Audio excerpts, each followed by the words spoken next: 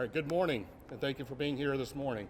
The United States has long led long led the world in aviation, with the perseverance of the Wright brothers to the innovation of the Boeing Airplane Company to the clarion call to go to the moon, not because it was easy, but because it was hard. And the backbone of this leadership has been the nation's airports, where young aviators and aviatrixes learn to fly and dream big dreams. Airports are logistical powerhouses that power local, regional, national, and global economies. Airports have displayed this capability time and time again through the decades in helping spur economic development, respond to community natural disasters, and also recently in response to the pandemic. Here locally, the airport played a critical role in not only receiving PPE and vaccine shipments, but in less visible ways. I always like to tell a story of a time where I was sitting at one of our airport restaurants deep in the depths of the first wave of the pandemic. It was me and probably 4 or 5 other people sitting in the restaurant, and this gentleman sat down next to me, and as my penchant was at that time, I asked him where you were traveling and why are you traveling, because I was curious to hear the stories. And he mentioned to me that he was a trainer for a local medical supply company, and he was flying to Houston to train first responders on their new portable ventilator machines. Just think of how many lives were saved because this airport was open and operational thanks to the dedication of the employees here at the airport. But all this was possible not only because of the employees, but because of the infrastructure we have here in place. And we, the nation's airports, stand ready to assist yet again as we bring the full logistical power that we provide to help to help us in relieving the critical supply chain issues that the nation faces. But for too long, the means and methods used to fund our nation's airports have remained unchanged and, quite frankly, broken. But the bipartisan infrastructure bill represents a significant investment in modernizing or repairing our nation's airports infrastructure. And the needs are great. According to the Airports Council International North America chapter, they publish a biannual report called the Airport Capital Needs Survey. The nation's airports have $115 billion in needed capital investment over the next 5 years. FAA funding and the local funding available through the passenger facility charges only cover about 30% of this need. This forces airports to go to the bond market to fund the difference. In fact, the average debt per enplanement or debt per passenger getting on board an aircraft in the nation has increased from $70 in 2000 to over $125 in 2019. And the total outstanding debt held by the nation's airports is over $100 billion. This results in $8.7 billion in annual debt service payments, or at $9.50 per passenger every day. So in closing, on behalf of the 2,000 employees that work at the Manchester-Boston Regional Airport, I would like to thank Congressman Pappas for his leadership in getting the bipartisan infrastructure bill across the finish line in the House of Representatives. We have plenty of need here for these fundings at the airport, and we are very grateful to his leadership in securing these funds. Thank you very much. Well, Ted, thanks very much for your leadership, and thanks to Mayor Craig for being here as well. We appreciate the hard work that you do and the leadership that you've provided for the airport during a couple of tough years here. And I also want to extend my thanks to the team here at Manchester Airport. This facility is second to none when we look at airports all across our country, and it's due in large part to the dedication of the workers here and also the very personal experience you get from the time you land to the time you hop in your car. There's nothing as great as Manchester, and I think that's why we saw Spirit operating new service here, and we certainly hope that proves successful as we move forward. Look, there's a lot of transition happening right now in aviation, and this airport is facing some significant headwinds when it comes to the economy, and that's why investment in our infrastructure couldn't be more important at this juncture. Director Kitchens talked a little bit about the unmet need that's out there, the backlog in terms of investing in our infrastructure. This bipartisan bill will provide $25 billion for airports all across our country. We're still waiting on the exact figure that New Hampshire is going to receive. We expect to see that in the next week or so, and so we'll certainly be in touch as we discover a little bit more about those dollar figures. But that's important to make sure that we're investing in the capacity here at Manchester Airport, both in terms of passengers as well as the cargo that flows through this facility. There's been a lot of attention paid to supply chains, to supporting local businesses. Manchester Airport is a hub of economic activity and really an engine for the economy in southern New Hampshire and all across the region. And so these investments in our infrastructure pay great benefits for the future, not just here in terms of the physical plant of this facility, but in terms of the overall economy in the region. And so this is a smart investment for the future. Really pleased that we could finally get this over the finish line, and we'll certainly be working closely with Ted Kitchens and other airport directors from across the state to make sure New Hampshire is taking full advantage of the benefits that are contained in this bill. So congratulations on all the work that you've done to set Manchester up for the future, to put us in the right position. And with that, I'll turn it over to Mayor Craig for some comments. Well, good morning. It's a pleasure to be here with all of you, Congressman Pappas, Director Kitchens, and the staff from the airport. I too want to thank you for your dedication and all that you do for our community and beyond. Ted shared a personal story, and I will too. My son flew in to Manchester this past weekend for Thanksgiving, in and out without a hitch. And it's so wonderful that he can do that and others can do that coming home, coming here and going away right here in Manchester. And it's so easy, and we want to encourage others to do that. So talking about the infrastructure bill, though, the Investment in Jobs Act is a historic piece of legislation that will have a significantly positive impact on Manchester as well as the Manchester-Boston Regional Airport.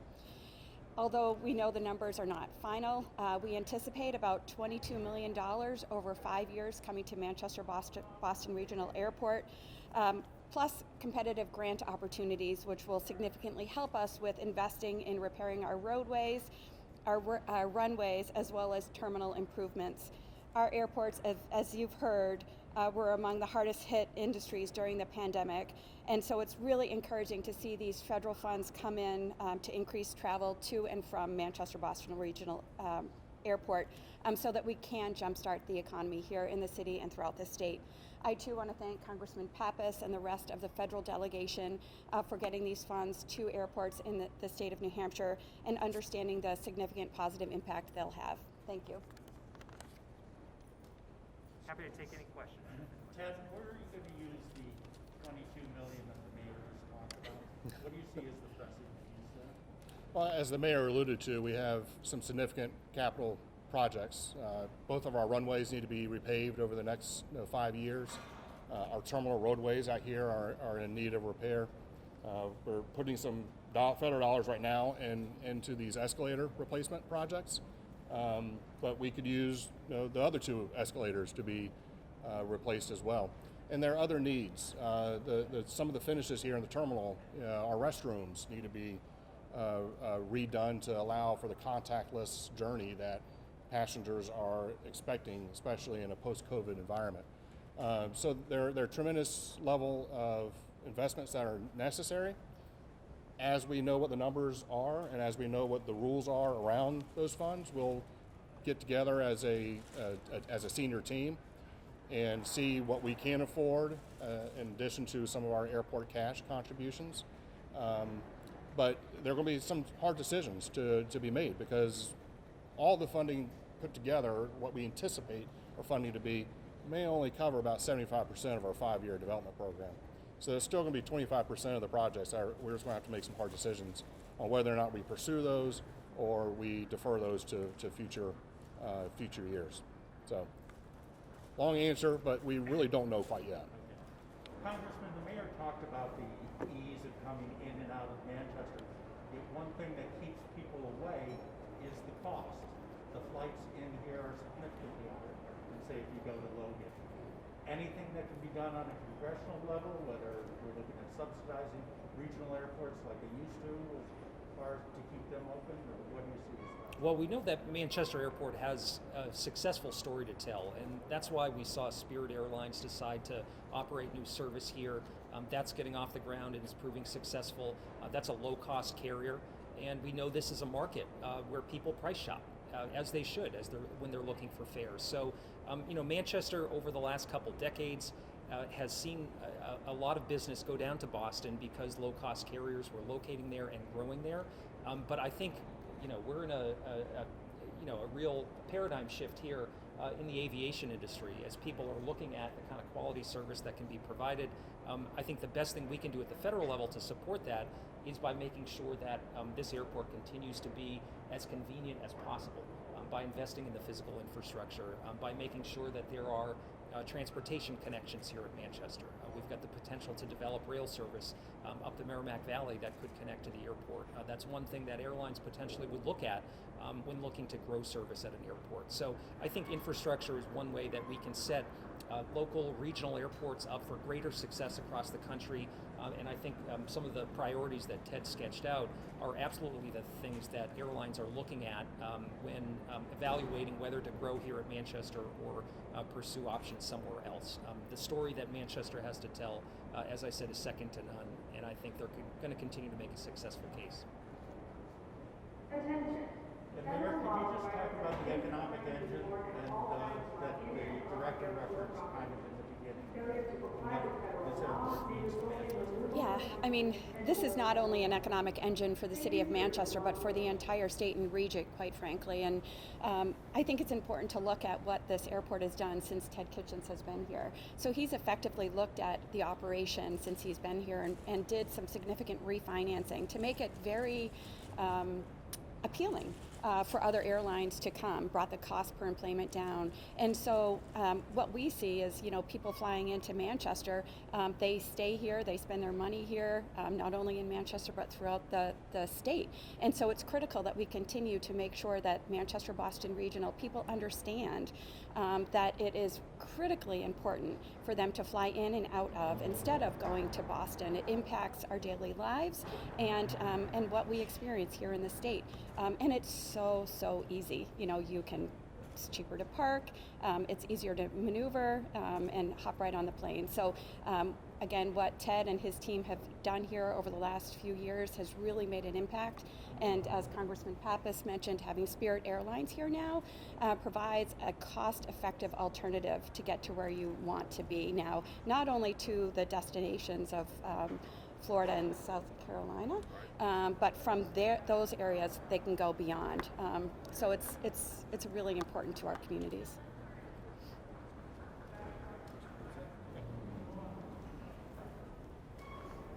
When you just said that you expect 75% of the funding for the 5-year infrastructure plan to come from this new bill, were you expecting the bill to be passed when you made that projection? If not, where were you expecting the money to come from? Well, just to be clear, the 75% is not just coming from the bill, it's from all the funding sources that are available to airports. Okay. So out of the airport improvement program plus what we think is coming out of the bill, that's about 50% of the total need. The other 25% is coming from our airport cash, from state grants, and other funding sources that are available to us. Whether we made the decision before or after, or dependent on the bill, that's not how we operate. I don't think that's the way many businesses operate. You look at what your needs are, irrespective of the funding sources, then you figure out how you want to pay for it.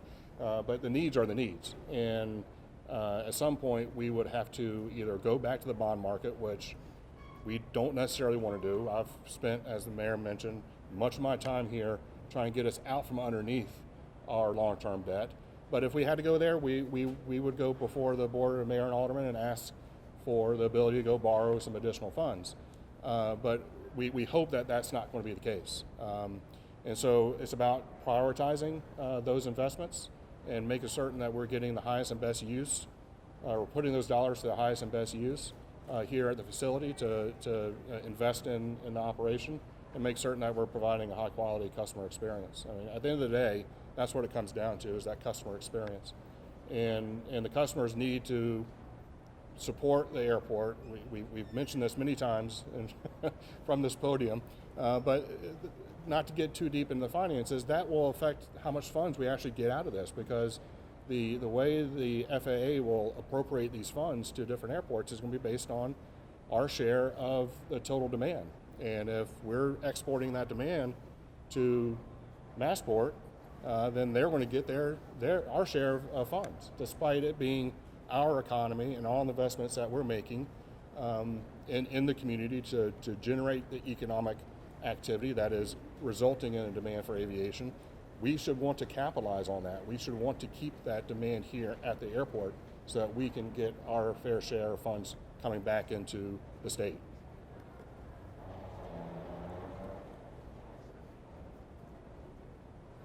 All right, well, thanks, folks. I got a flight to catch. Thank you for being a guest. Yeah, they didn't page me yet, so I guess I'm in the clear.